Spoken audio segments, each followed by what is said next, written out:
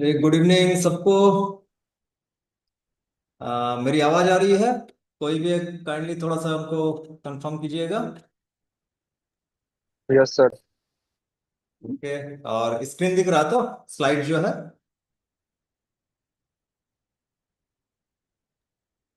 Yes sir. Okay okay. चलिए ठीक है, थैंक यू। चलिए 7:30 तो बज चुके हैं, बाकी सब पार्टिसिपेंट्स का आने का है, लेकिन बाकी सब आए नहीं हैं। आते रहेंगे। तो हम लोग आज का जो सेशन है, आज का सेशन हम लोग चलिए स्टार्ट करते हैं। आज विश्वनाथ जी हैं, करण जी हैं, अजय जी हैं। ठीक है, चलिए। तो यस्टरडे का जो हम लोगों का सेशन था, यस्टरडे का सेशन में हम लोग जो स्टॉक मार्केट का जो बेसिक है, वो बेसिक के बारे में हम लोग इन डिटेल्स हम लोग बातचीत किए हैं। ठीक है, कि स्टॉक मार्केट एक्चुअल में है क्या, स्टॉक मार्केट किस तरह से वर्क करता है, स्टॉक मार्केट में पार्टिसिपेंट्स कौन कौन हैं, ब्रोकर कौन होते हैं, सेबी का क्या प्रोसेस रहता है, किस तरह से वो सारा मार्केट को देखता है, उसका टर्म्स कंडीशन को बनाता है और लागू करता है। ठीक है, जैसे कोई गड़बड़ी ना हो। तो इस बारे में कल हम लोग बातचीत किए थे। और उसके बाद एक मेन जो टॉपिक जिसके बारे में हम लोग आज डिस्कशन करने वाले हैं, यह है कुछ कॉमन स्टॉक मार्केट टर्म्स, जो कि ये जो स्टॉक मार्केट में आप लोग जो एंट्री कोई कोई कर चुके हैं, कोई करने वाले हैं। तो ये जो टर्म्स हैं, ये जितने भी टर्म्स देख रहे हैं आप, ये टर्म्स के साथ आप लोगों का लगभग लगभग रोज आप लोगों का भेंट मुलाकात होते रहेगा। ठीक है। तो इसलिए ये टर्म्स एक्चुअल में है क्या, ये टर्म्स का क्या मायने है मार्केट में, और ये हम लोगों का फ्यूचर में किस तरह से इसको हम लोग और ज्यादा अच्छे तरीके से यूज कर सकते हैं, इसके बारे में ही आज हम लोग जो सेशन है, आज के सेशन में हम लोग डिटेल्स में बातचीत करने वाले हैं। और ये कॉमन स्टॉक मार्केट का जो टर्म्स है या टर्मिनोलॉजी आप कह लीजिए, तो ये जानना बेहद जरूरी है।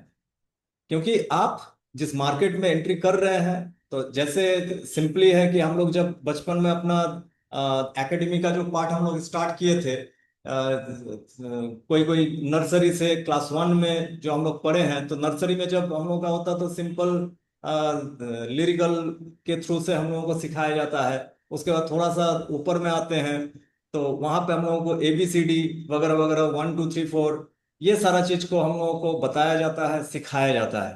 तो धीरे धीरे जैसे जैसे एज बढ़ता है, क्लासेस बढ़ता है, हम लोग और डिटेल्स में बहुत सारा चीज को जानते हैं, सीखते हैं। तो सिंपली ये क्या है, ये कॉमन स्टॉक मार्केट जो टर्म्स या टर्मिनोलॉजी है, ये जस्ट आप मार्केट का ABCD या 1 2 3 4 आप इसको पकड़ के चल सकते हैं। ये ABCD है। इसके ऊपर से ही आने वाले समय में आप वर्ड तैयार कर पाएंगे, एक भाषा तैयार कर पाएंगे, बता पाएंगे। और यही आपका 1 2 3 4 है, जिसके ऊपर से आप इन फ्यूचर में 1 + 1 2 कर पाएंगे, 2 - 2 = 0 कर पाएंगे। मतलब मैथमेटिक्स आप वहां पे अपना कैलकुलेशन अपना बैठा पाएंगे। तो ये टर्म सबको जानना जरूरी है। तो आज हम लोग ये कुछ जनरल टर्म्स है, इसको हम लोग डिटेल्स में समझेंगे और जानेंगे। ठीक है। तो सबसे पहले यहाँ पे आप लेफ्ट साइड टॉप में आप देख रहे हैं, यहाँ पे एक जो सबसे मेन टर्म होता है वो क्या है, इंडेक्स। ठीक है। इंडेक्स जो है, इंडेक्स को अगर हम इसका शाब्दिक अर्थ अगर हम निकालते हैं, तो इसका शाब्दिक अर्थ क्या होता है, सूचकांक। मतलब सूचक अंक, उसका संधि विच्छेद अगर करते हैं तो सूचक अंक है, उसको पूरा कंप्लीट अगर वाक्य बनाते हैं तो उसको सूचकांक कहते हैं, जिसको कि अंग्रेजी में हम लोग इंडेक्स के नाम से हम लोग जानते हैं। तो इंडेक्स कोई भी, जैसे हम लोगों का जो मेन जो मार्केट है, जिसके बारे में हम लोग प्रीवियस जो सेशन से हम लोग जाने कि NSE और BSE, नेशनल स्टॉक एक्सचेंज और Bombay stock exchange. Bombay stock exchange सबसे पुराना है, और NSE नया है, लेकिन सबसे ज्यादा वॉल्यूम NSE में ही आपका ट्रेड होता है। सबसे ज्यादा पार्टिसिपेंट NSE में ही रहता है। तो ये जो इंडेक्स है NSE का, जो मेन इंडेक्स है NSE, जैसे हम लोग बहुत बार सुनते हैं कि मार्केट आज ऊपर गया है, मार्केट में आज बहुत बिकवाली हुआ है, मार्केट नीचे गिर गया है। तो ये कैसे पता चलता है? आप अब टोटल एनएससी बीएससी मिला के 8,000 स्टॉक्स, 8,000 प्लस का स्टॉक्स, तो ये सारे स्टॉक्स को तो हम एक एक करके हम देख नहीं सकते। हमको चाहिए एकुमुलेशन, एक बेंचमार्क हमको चाहिए, जिसको देखने से हमको पता चले कि मार्केट आज गिरा है या मार्केट आज उठा है। तो उसके लिए बनाया गया था क्या, इंडेक्स, जिसमें निफ्टी 50 जो है, ये निफ्टी 50 आपका एनएससी का इंडेक्स है, और सेंसेक्स 30 जो है ये आपका बीएससी का इंडेक्स है। ठीक है, जो कि उसके जस्ट इंडेक्स के जस्ट नीचे में आपका निफ्टी 50 और सेंसेक्स 30 आपका ये दिया गया है। ठीक है, तो निफ्टी 50 क्यों कहा जाता है और सेंसेक्स 30 क्यों कहा जाता है, इसके पीछे क्या लॉजिक? तो निफ्टी 50 इसीलिए, इसको निफ्टी 50 इसलिए कहा जाता है क्योंकि इस इंडेक्स में, निफ्टी 50 जो इंडेक्स है, इस इंडेक्स में इंडिया का टॉप मोस्ट जो 50 कंपनीज हैं, वो 50 कंपनी इस लिस्ट में इंक्लूडेड है।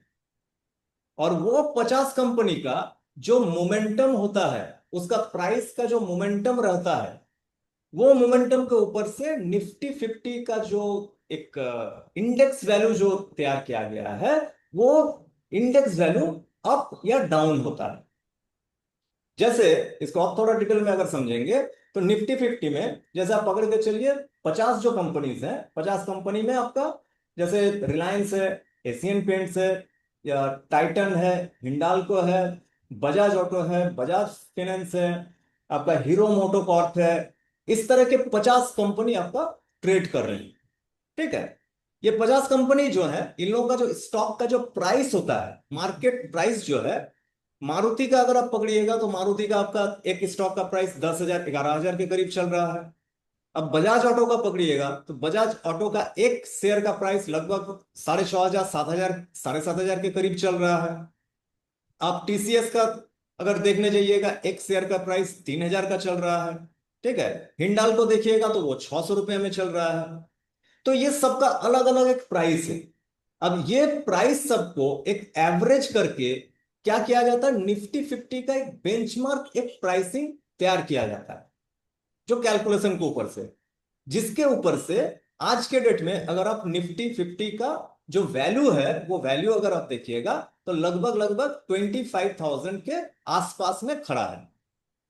ठीक है, तो सिंपली यहां पे क्या होता है कि निफ्टी 50 का इंडेक्स जब हम देखेंगे, मान लीजिए आज सुबह मार्केट ओपन हुआ 9:15 में, और 3:30 में मार्केट क्लोज होगा, तो 3:30 में निफ्टी 50 का जो 25,000 का जो आज का उसका वैल्यू था, ये देखा जाता है कि क्लोजिंग के टाइम में ये 25,000 के ऊपर में क्लोज हुआ या 25,000 के नीचे में क्लोज हुआ।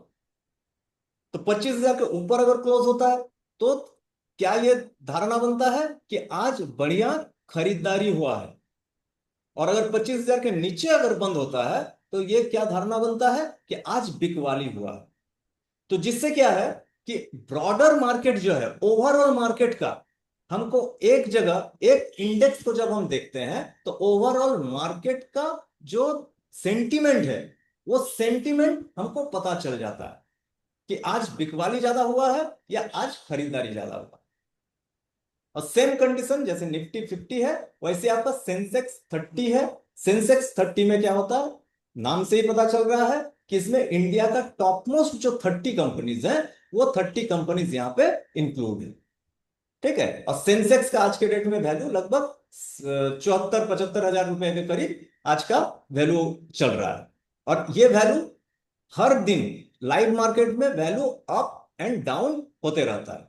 जिस दिन बहुत ज्यादा खरीदारी होता है तो वैल्यू बहुत ज्यादा बढ़ता है, 75,000 से ये 76-77 हजार चल जाता है।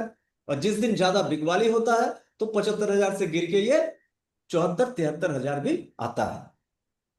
तो सिंपली है, इंडेक्स में निफ्टी 50 और सेंसेक्स 30 को अगर हम लोग सिर्फ देखते हैं तो हम लोगों को ब्रॉडर मार्केट का सेंटीमेंट जो है, सेंटीमेंट हम लोगों को पता चल जाता है। हमको इंडिविजुअल स्टॉक को पकड़ पकड़ के हमको देखने का जरूरत नहीं पड़ता है। क्लियर है? ये इंडेक्स निफ्टी 50 और सेंसेक्स 30 का मेन जो हम लोग यूटिलाइज करते हैं मार्केट में, इसको हम लोग बात किए। इसके बाद का जो एक टॉपिक है, यहां पे आप देख रहे हैं सेक्टोरियल इंडेक्सेस। तो इस सेक्टोरियल इंडेक्सेस क्या है? सेक्टोरियल इंडेक्सेस क्या है? जैसे निफ्टी 50 में हम लोग टॉप मोस्ट 50 कंपनीज को वहां पे रखे हुए हैं।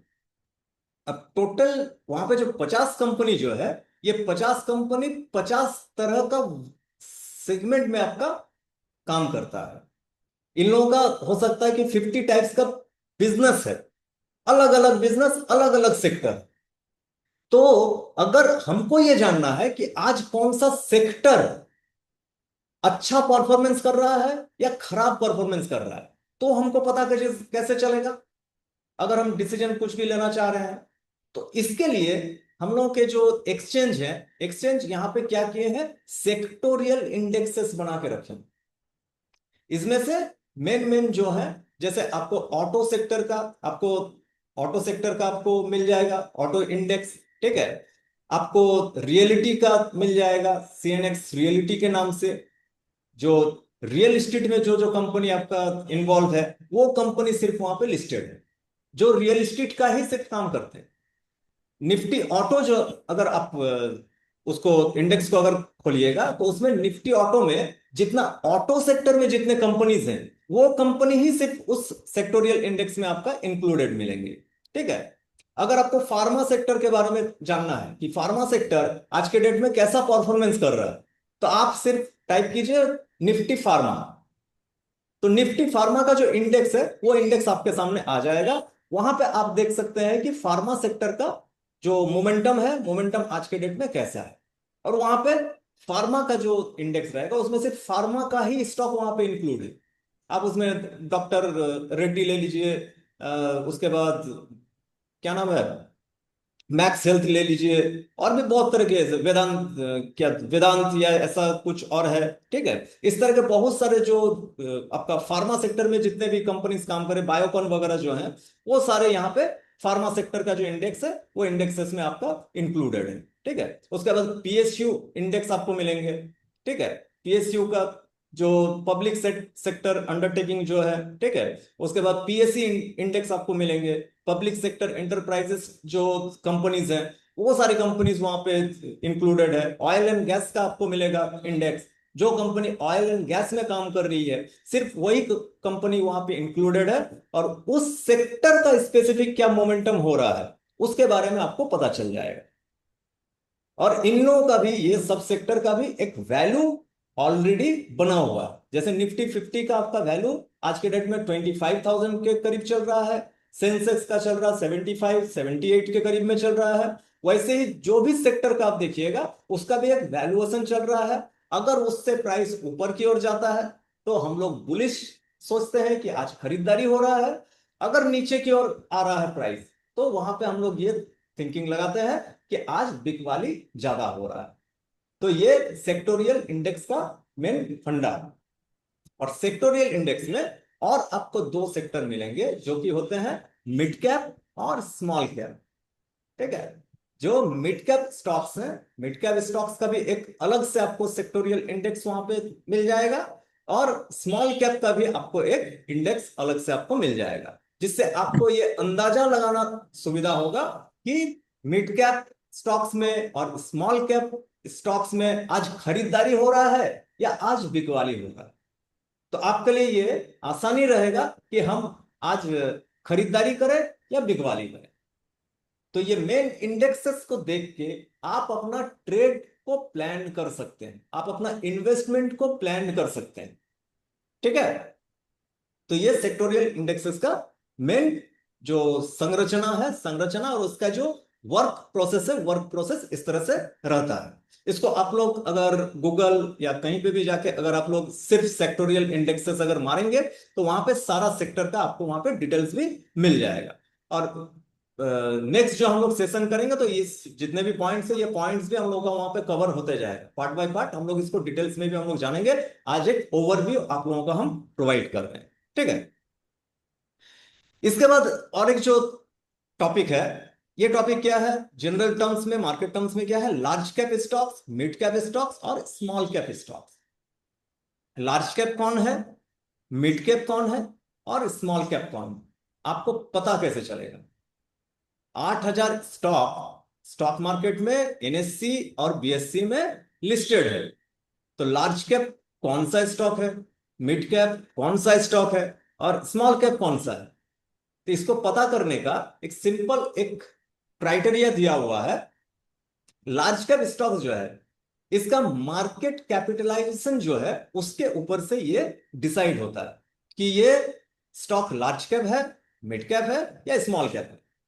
आज के डेट में जो लार्ज कैप स्टॉक है वो कभी ना कभी स्मॉल कैप था, कभी ना कभी वो मिड कैप था, आज वो लार्ज कैप बना है। ठीक है। लार्ज कैप में आज के डेट में अगर आप देखिएगा तो कौन है? टाइटन है, रिलायंस है, एशियन पेंट्स है। ठीक है, इस तरह के जो बड़े बड़े जो कंपनीज है, मारुति है, हीरो मोटोकॉर्प है, ये सब लार्ज कैप या ब्लू चिप स्टॉक्स इन लोगों को बोलते हैं। तो जिन कंपनियों का मार्केट कैपिटलाइजेशन 20,000 करोड़ से ज्यादा का है, 20,000 करोड़ से ज्यादा का मार्केट कैपिटलाइजेशन जिन जिन कंपनियों का है, वो लार्ज कैप स्टॉक्स कैटेगरी में उसको रखा जाता है। क्लियर है? तो जब भी आपको पता करना है, कोई भी स्टॉक अगर आपको मिल गया कि हीरो मोटोकॉर्प मिल गया या कोई मतलब अननोन कोई स्टॉक आपके पास आ गया, तो आप सिर्फ कुछ नहीं करना, एक आपका गूगल में जाना है, screener.in करके एक आपका स्क्रीनर है, वो भी मैं आप लोगों को दिखा दूंगा। ठीक है, वहां पे जाके उस स्टॉक का नाम खाली आप पुट कर दीजिए, वो वहां पे मार्केट कैप से लेके उसका डिटेल्स जितना है वो सारा चीज आपको वहां पे शो कर देगा। तो जब आपको दिखाई पड़े कि 20,000 करोड़ से ज्यादा का इसका मार्केट कैपिटलाइजेशन है, मार्केट कैप है, तब आप ये ऑटोमेटिकली उसको समझ लीजिए कि ये लार्ज कैप कैटेगरी जो है, लार्ज कैप कैटेगरी का ये स्टॉक है। मतलब टॉप मोस्ट जो कंपनीज है, टॉप मोस्ट कंपनीज में ही ये आते हैं। ये लार्ज कैप का हुआ। मिड कैप कौन है? तो मिड कैप का सिंपली क्या है? जो कंपनीज 5,000 CR से लेके 5,000 करोड़ से लेके 20,000 करोड़ के भीतर में जिसका मार्केट कैप है, 5,000 से 20,000 करोड़ के भीतर का जिसका मार्केट कैपिटलाइजेशन है, उन सब स्टॉक्स को, उन सब कंपनियों को हम लोग मार्क मिड कैप जो कैटेगरी है, मिड कैप कैटेगरी में हम लोग रखते हैं। जो स्टॉक का 5,000 करोड़ से लेके 20,000 करोड़ के अंदर में जिसका मार्केट कैपिटलाइजेशन। और स्मॉल कैप स्टॉक्स कौन है? जिनका मार्केट कैपिटलाइजेशन 5,000 करोड़ से नीचे का, वो 5,000 करोड़ से ऊपर अभी तक जा नहीं पाया है, पूरा मार्केट का जो उसका मार्केट कैप है। तो 5,000 करोड़ से नीचे जो है वो स्मॉल कैप, 5,000 से 20,000 करोड़ के भीतर जो कंपनीज का मार्केट कैप है वो मिड कैप, और जिन कंपनियों का 20,000 करोड़ से ज्यादा का मार्केट कैप है वो कौन है? Large cap. ठीक है। अब यहां पे एक समझने वाला बात है, इसको समझिएगा कि जो लार्ज कैप कंपनीज होते हैं, इनको ब्लू चिप भी कुछ कुछ जगह में कुछ कुछ टर्म्स में कहा जाता है। तो ये लोग क्या है, ये ऑलरेडी एक जगह पे पहुंच चुके हैं, एक जगह पे ऑलरेडी पहुंच चुके हैं। जैसे आप एचडीएफसी बैंक ले लीजिए, स्टेट बैंक ऑफ इंडिया ले लीजिए, रिलायंस ले लीजिए, एशियन बैंक ले लीजिए, ये बहुत बड़े लेवल पे ऑलरेडी पहुंच चुके हैं। एक नहीं, कई देशों में इनका बिजनेस फैला हुआ है, और इनका जो मार्केट कैप है, जैसे रिलायंस का अगर आप पकड़िएगा, रिलायंस का मार्केट कैप आज के डेट में लगभग लगभग 17 लाख करोड़ का, रिलायंस का अप्रोक्सीमेट, कम बेसी वो होते रहता है। ठीक है। तो 20,000 करोड़ इसका क्राइटेरिया था लार्ज कैप बनने का, ये 17 लाख करोड़ का मार्केट कैप है। ठीक है। तो जब एक कंपनी इस लेवल पे पहुंच जाती है, तब क्या होता है कि इन सब कंपनियों में बहुत बड़ा कोई फॉल भी नहीं होता है, और बहुत ज्यादा ये आपको ऊपर की ओर का मोमेंटम भी नहीं देती है। ठीक है।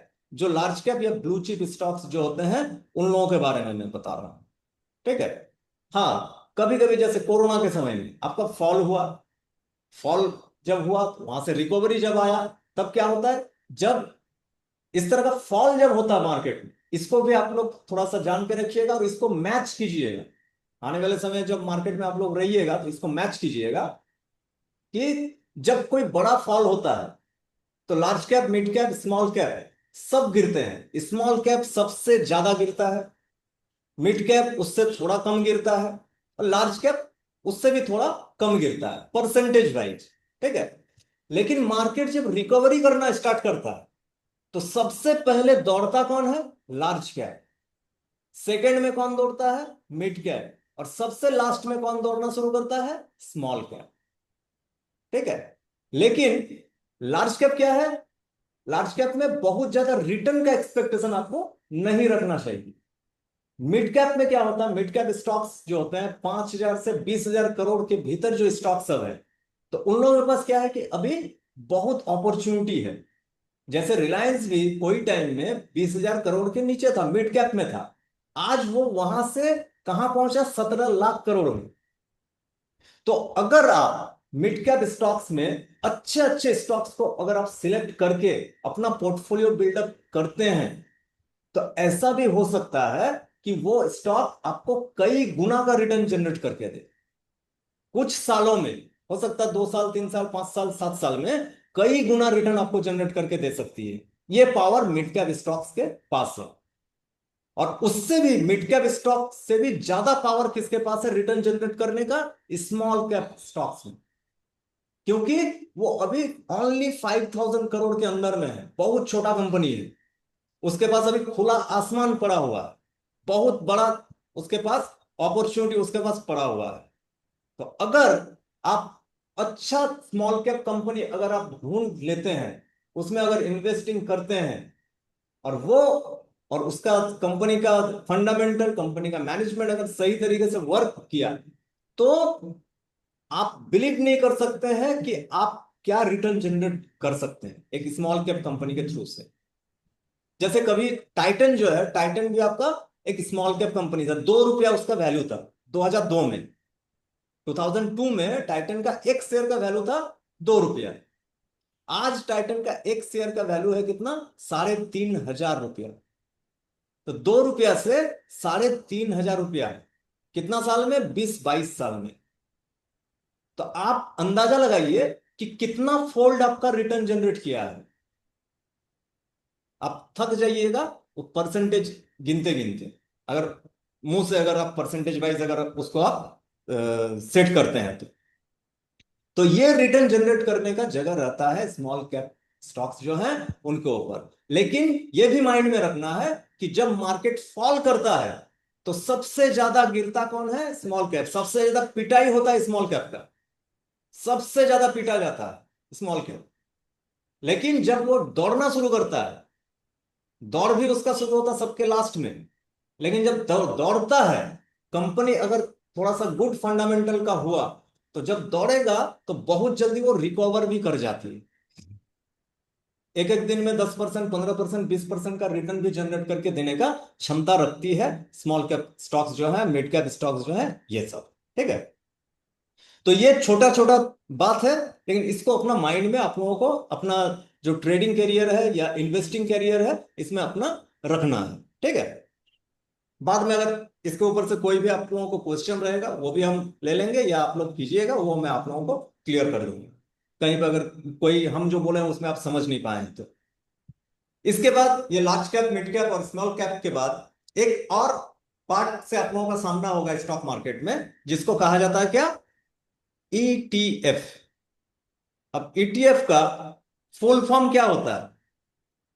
किन्हीं को पता है यहां पे?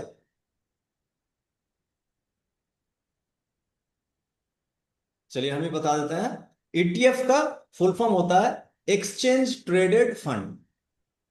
एक्सचेंज ट्रेडेड फंड, जिसमें यहां पे देखिएगा बगल में हम लिख के रखे हैं निफ्टी बीज, आईटी बीज, मॉन 100। ठीक है। ये है क्या एक्चुअली? तो सबसे पहले ये समझिए कि ईटीएफ है क्या। What is ETF?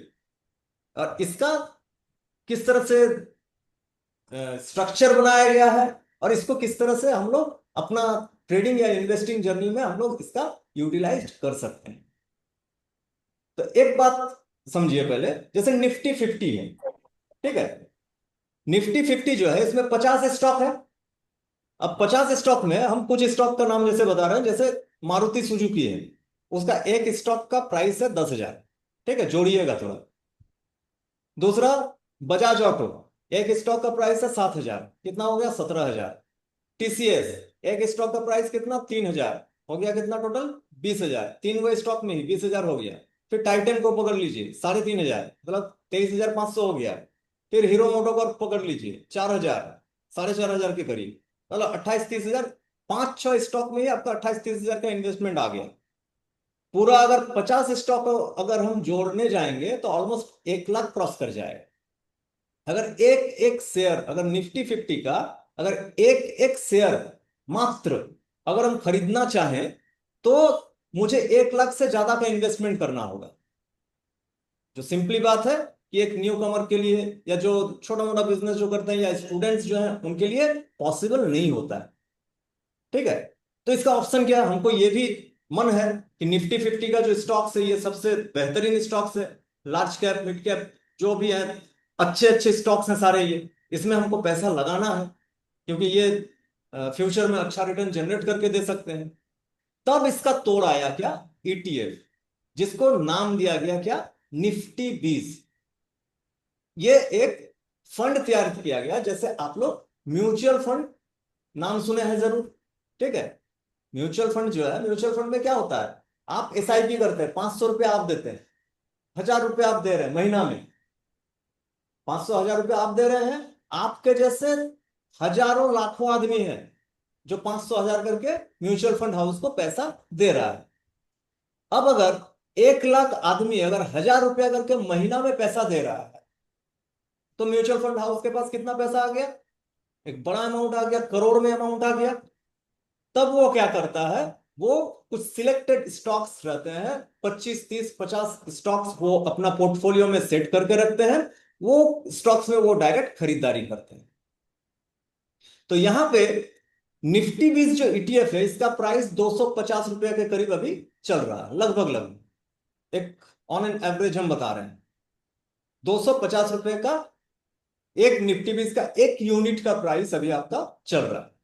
तो अगर आप निफ्टी 20 का एक यूनिट खरीदते हैं, मतलब 250 रुपया अगर आप पे करते हैं, आप अपना डिमेट के थ्रू से ही कीजिएगा। ठीक है, 250 रुपया देके निफ्टी 20 का अगर एक यूनिट आप पे कर रहे हैं तो ये जो पैसा है निफ्टी 20 का, ये 250 रुपया, ये 250 रुपया निफ्टी 50 का जो 50 स्टॉक है, ये 50 स्टॉक में जाके आपका इन्वेस्टेड होती है। और ये एक्सचेंज के थ्रू से होता है।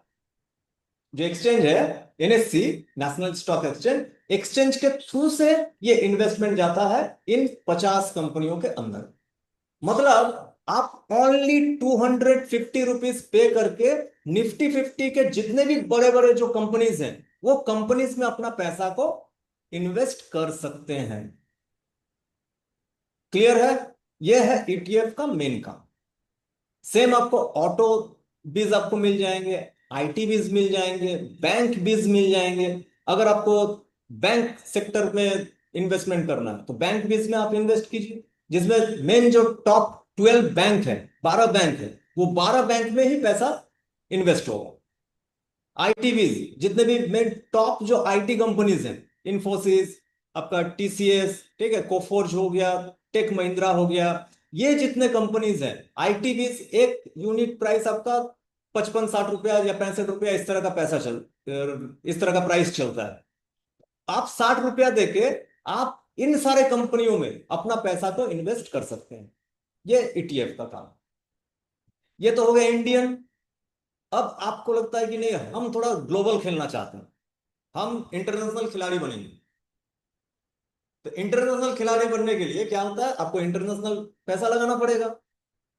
इंटरनेशनल कंपनियों में बड़े बड़े जो कंपनीज हैं, इंटरनेशनल में अगर आप देखिएगा बड़े बड़े जो कंपनीज हैं, मेनली टेक फर्म। अब गूगल देख लीजिए, अल्फाबेट देख लीजिए, एप्पल देख लीजिए, अमेजोन देख लीजिए, मेटा फेसबुक देख लीजिए। ठीक है, ये जितने बड़े बड़े कंपनीज हैं, इन लोगों का एक एक शेयर प्राइस लाखों करोड़ों में होता है। आप डायरेक्ट वहां पे इन्वेस्ट नहीं कर सकते। लेकिन ये जो ईटीएफ है, ईटीएफ में एक ईटीएफ आता है MON, मॉन 100। ये आप अपना जो भी डिमेट अकाउंट यूज करते हैं, वो डिमेट अकाउंट में जाके MON 100 आप टाइप कीजिएगा, वो आपका आ जाएगा। तो ये MON 100 क्या है? ये मोतीलाल ओसवाल का नैस्डैक 100 ईटीएफ है। नैस्डैक जैसे हम लोगों का यहाँ पे इंडेक्स में जो है, इंडेक्स में निफ्टी 50 या सेंसेक्स जो है, वैसे यूएसए का जो मार्केट है वहां पे डाउ जोन्स है और एक नैस्डैक, एक आपका इंडेक्स है। नैस्डैक इंडेक्स जो है वो आपका टेक जो है, आईटी सेक्टर का पूरा ट्रैक करता है। और उसमें आईटी का 100 से ज्यादा स्टॉक वहां पे, इंटरनेशनल जो कंपनीज है वो वहां पे लिस्टेड है, जिसमें एप्पल, गूगल वगैरह वगैरह जितना है, वो सारे कंपनीज वहां पे हैं। तो अगर आप MON 100 में अगर आप पैसा लगाते हैं, इसका एक यूनिट 100, 150, 200 इस तरह का प्राइस में है शायद, वो प्राइस आप लोग देख लीजिएगा।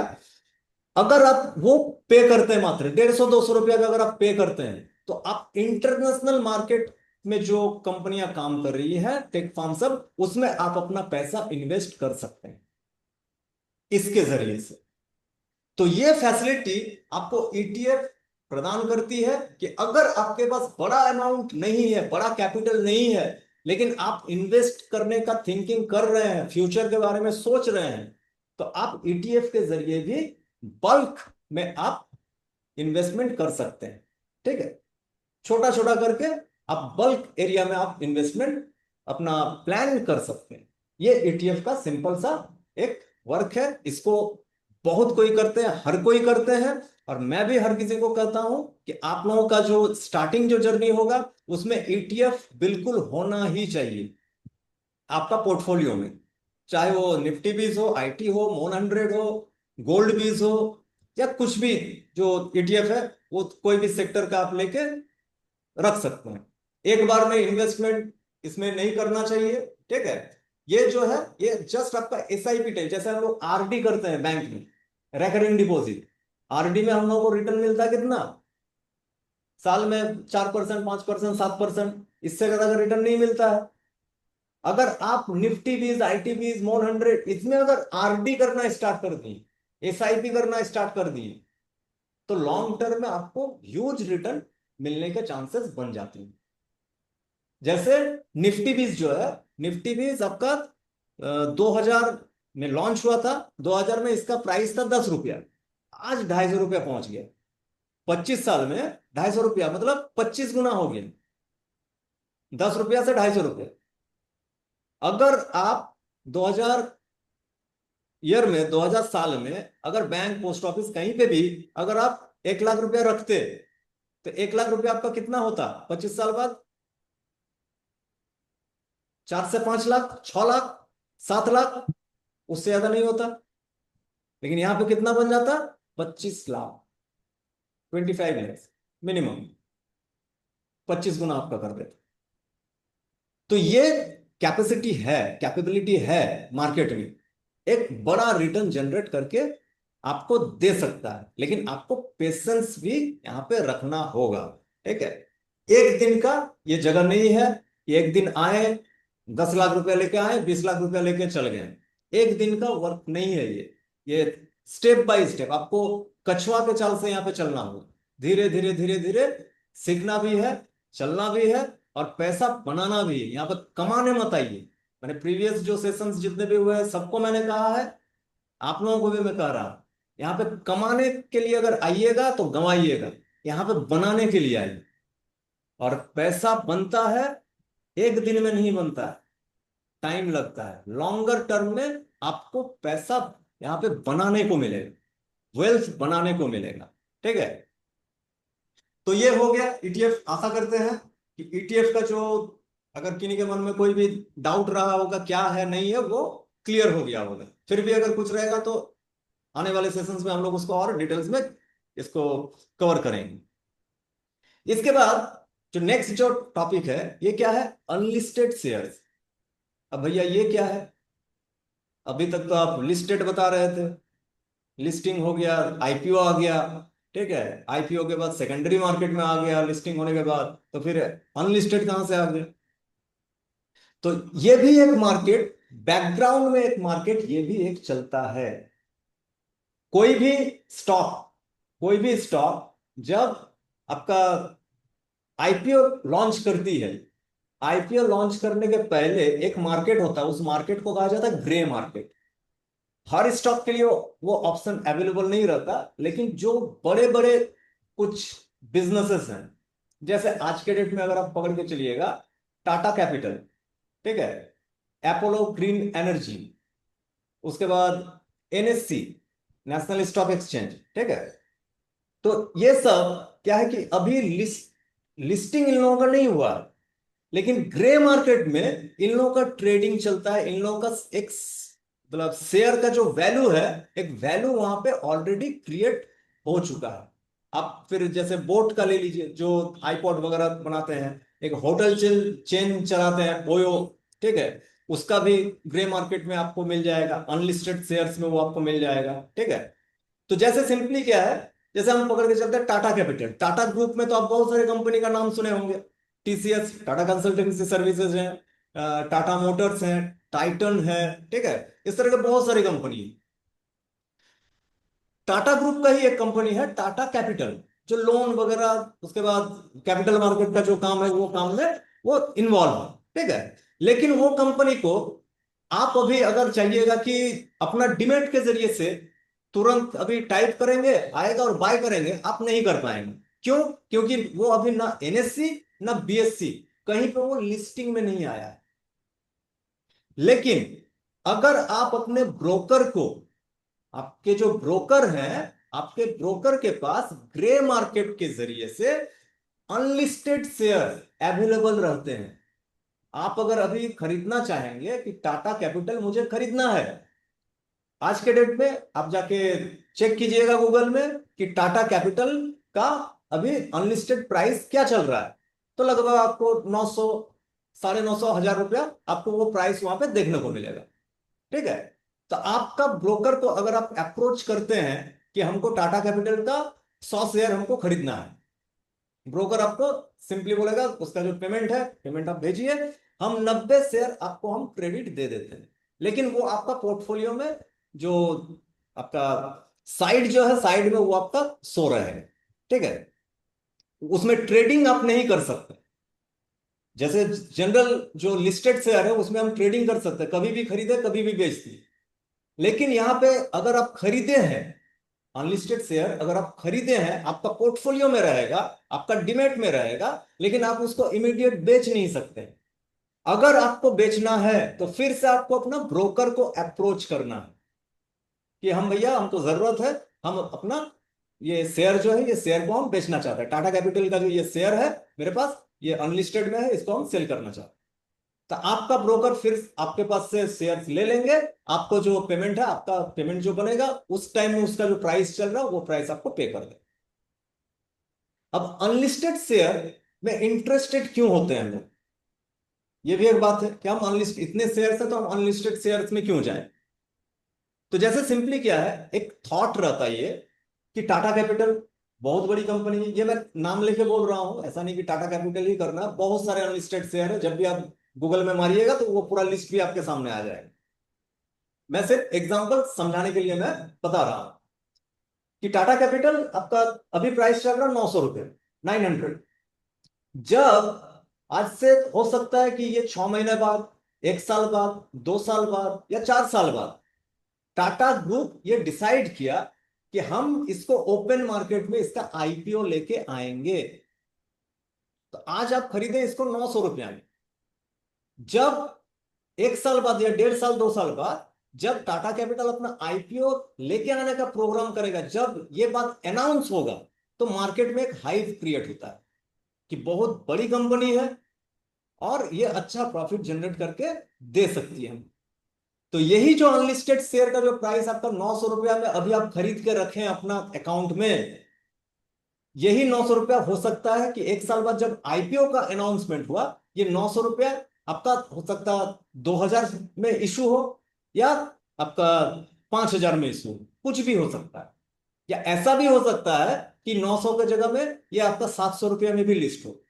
रिस्क है, ये भी एक रिस्क रहता है कि नीचे भी हो सकता है और ऊपर भी, बहुत ऊपर भी आपका लिस्टिंग प्राइस मिल सकता है। तो अगर आप थोड़ा सा अच्छे से रिसर्च करके अगर अनलिस्टेड शेयर्स को अगर खरीद के रखते हैं, रिसर्च करके कि इसका फ्यूचर बहुत बढ़िया है, ब्राइट है, इसका बिजनेस अच्छा है, तो ऐसे भी शेयर्स हैं जो कि अनलिस्टेड शेयर्स हैं, जो मतलब मल्टीफोल्ड रिटर्न आपको जनरेट करके दिया है, मल्टीफोल्ड रिटर्न जनरेट करके दिया है। तो ये भी अनलिस्टेड शेयर्स को आप अपना पोर्टफोलियो में लेके रख सकते हैं। लेकिन हाँ, ये एक जनरल एडवाइस हर कोई देते हैं, बोलते हैं कि आपका जो कैपिटल साइज है, कैपिटल साइज का मैक्सिमम 5% 6% से ज्यादा का अनलिस्टेड शेयर में आपको इन्वेस्टमेंट करके नहीं रखना चाहिए, क्योंकि अनलिस्टेड शेयर अनसर्टेनिटी वहां पर रहता है कि कब लिस्टिंग होगा। वो आपसे पूछ के, हमसे पूछ के तो करेगा नहीं।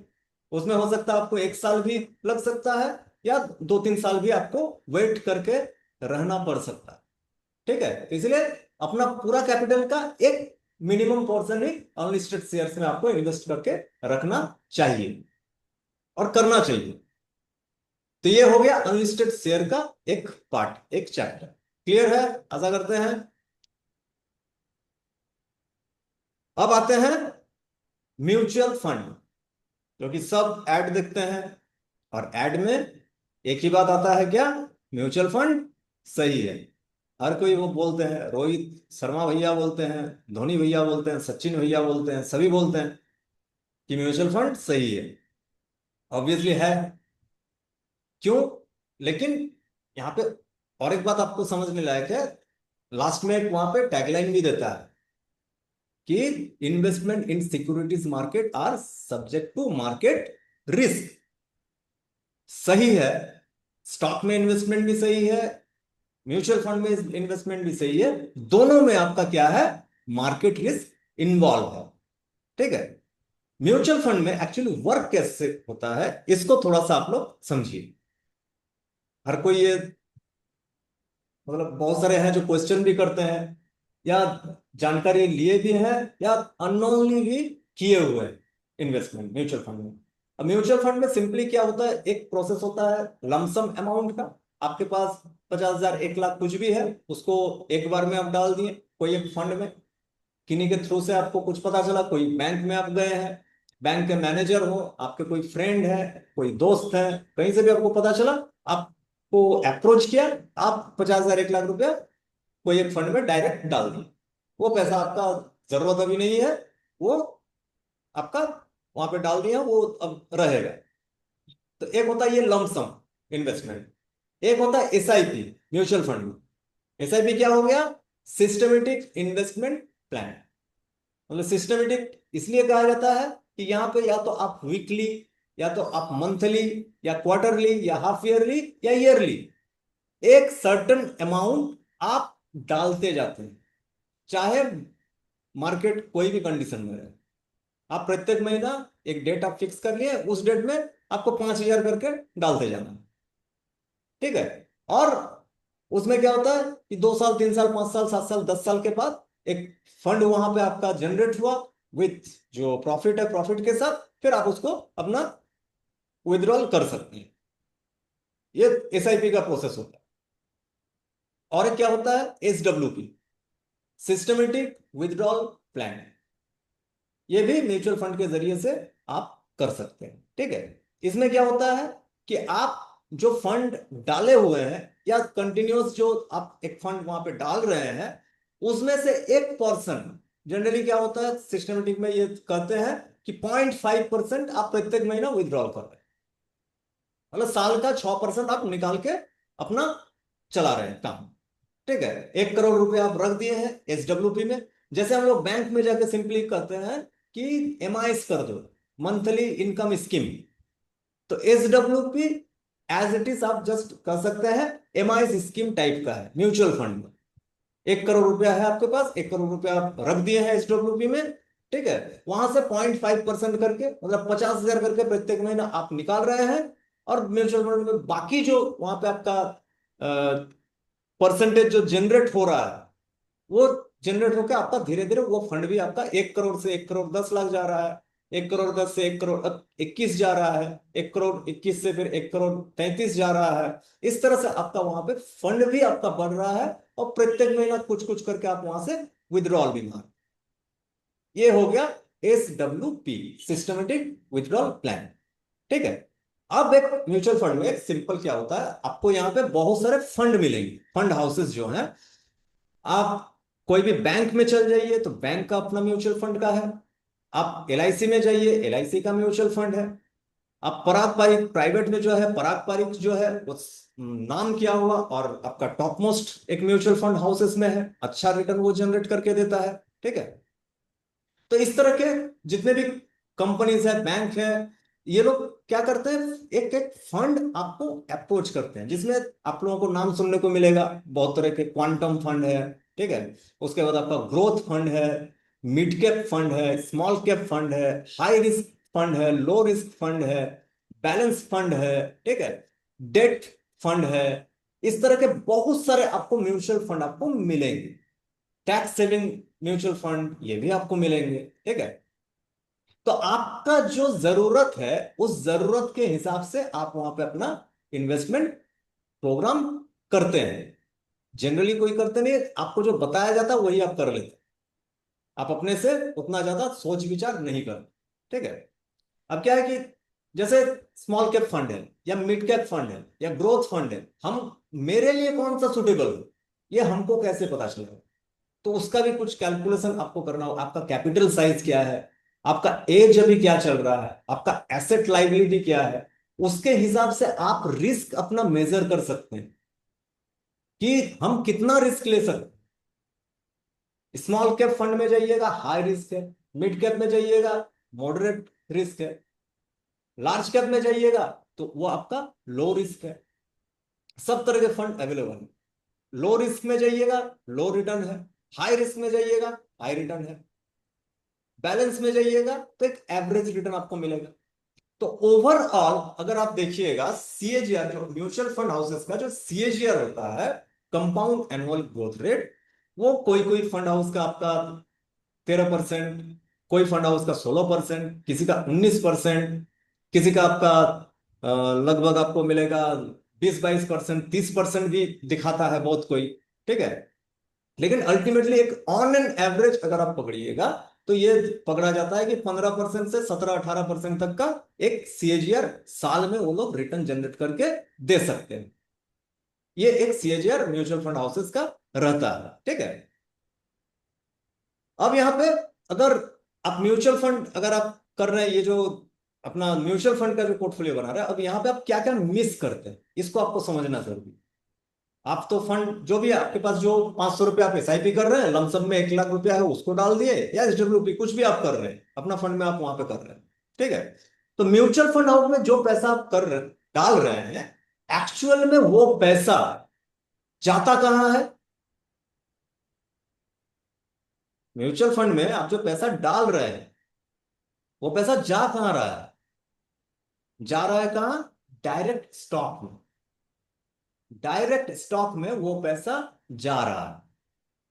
इसको मतलब चेक कीजिएगा अगर नहीं जानते हैं। बहुत कोई है जो जानते होंगे, जिनको नहीं पता वो इस चीज को जान भी लीजिए कि वो आप जो म्यूचुअल फंड में पैसा डाल रहे हैं, वो डायरेक्ट स्टॉक में पैसा लगा, वो कहीं नहीं लेके जाता पैसा।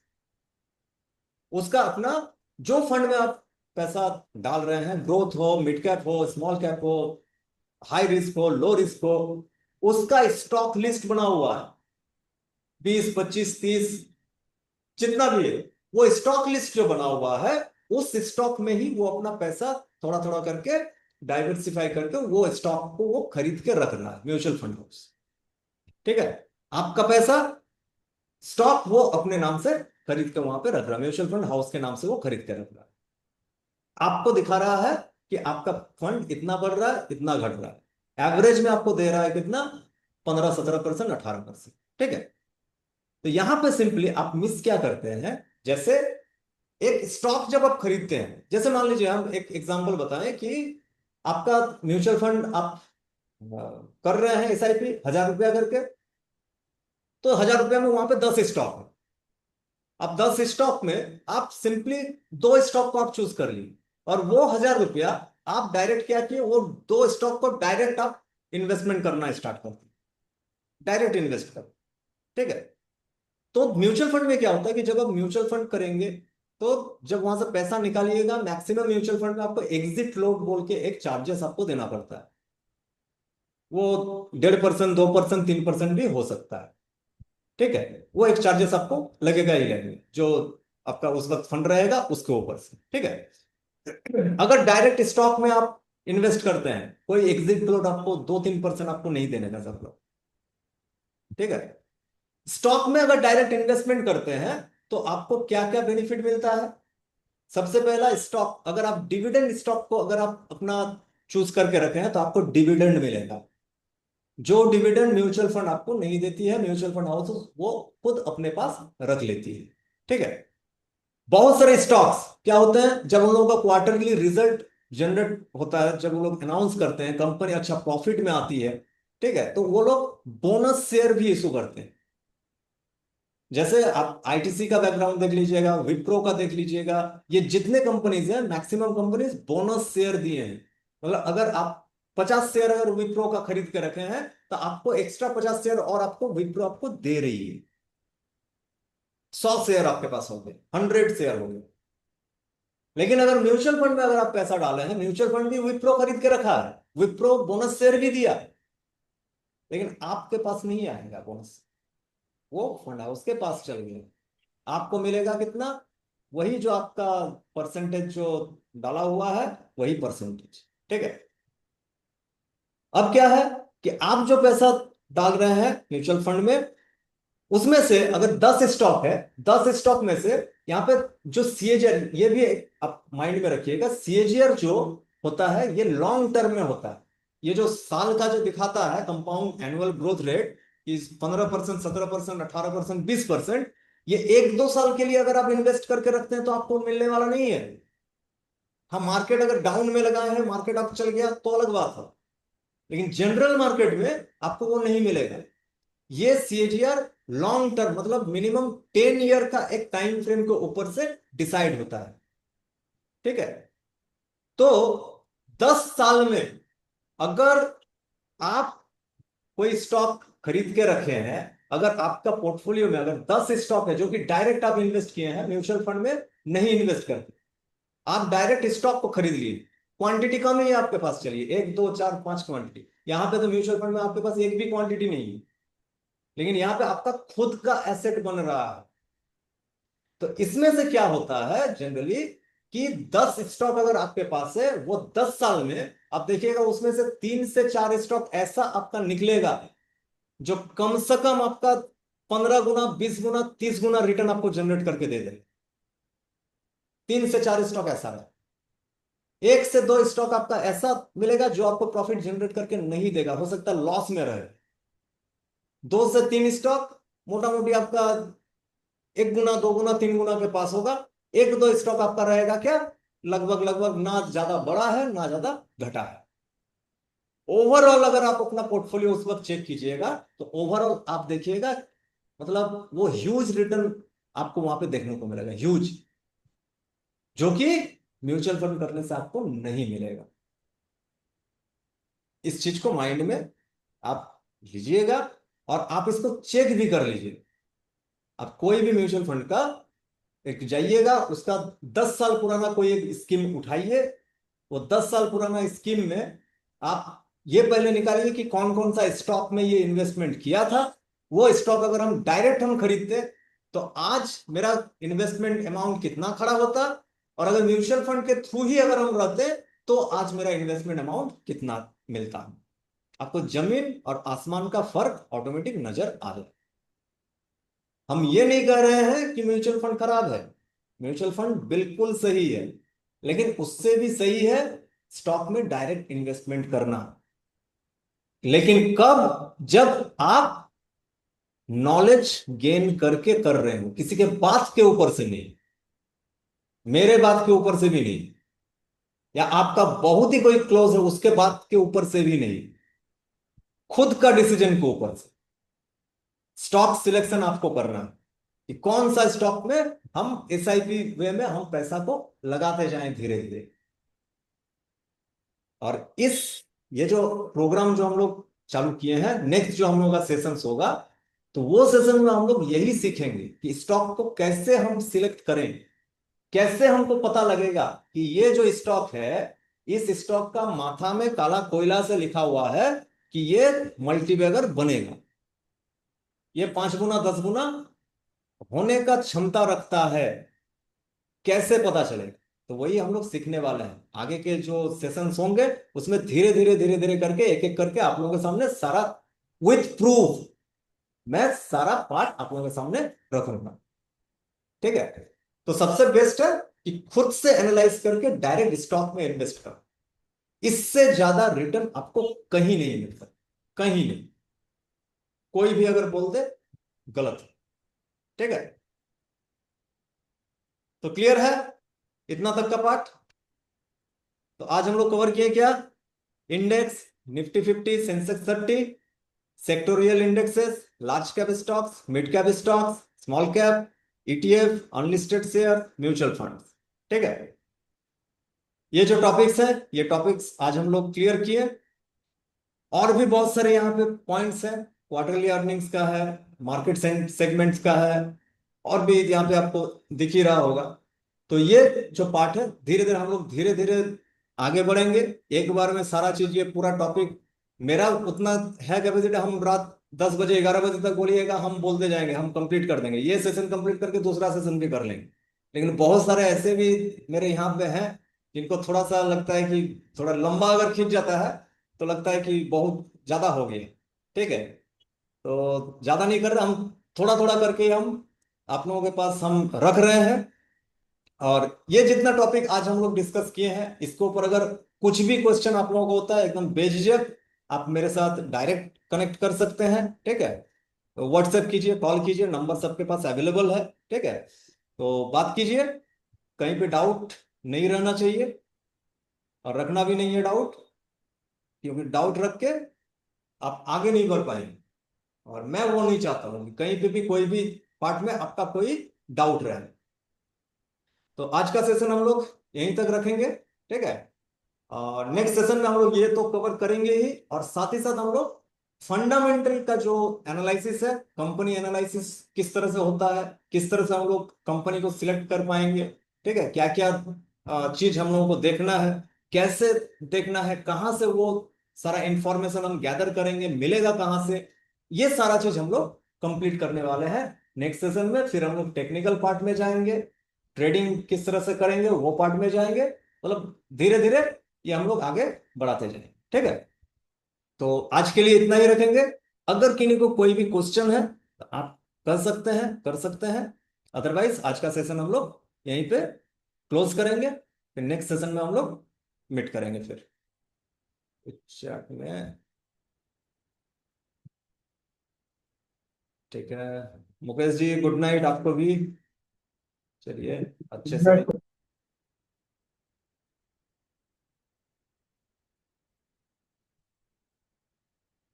ठीक है, तब आपको नहीं लगता अभी क्वेश्चन है कि नहीं का? आप लोग इसको, ये जो वीडियो कल का जो पार्ट था, कल का वीडियो और आज का भी जो वीडियो है, मैं यूट्यूब में अपलोड करके आप लोगों को लिंक भी भेज दूंगा। एक बार करके आप लोग इसको फिर से रिफ्रेश एक बार देख भी लीजिएगा। उसके बाद अगर कहीं पे कोई क्वेश्चन अगर आता है माइंड में, उसको आप लोग मेरे साथ शेयर कीजिए। ठीक है, तो चलिए, सब अच्छे से रहिएगा। फिर नेक्स्ट वीक को हम लोग फिर से मिलते हैं, सैटरडे और संडे को। तब तक के लिए शुभ रात्रि, अच्छे से रहिए, good night, tata, bye bye. चलिए।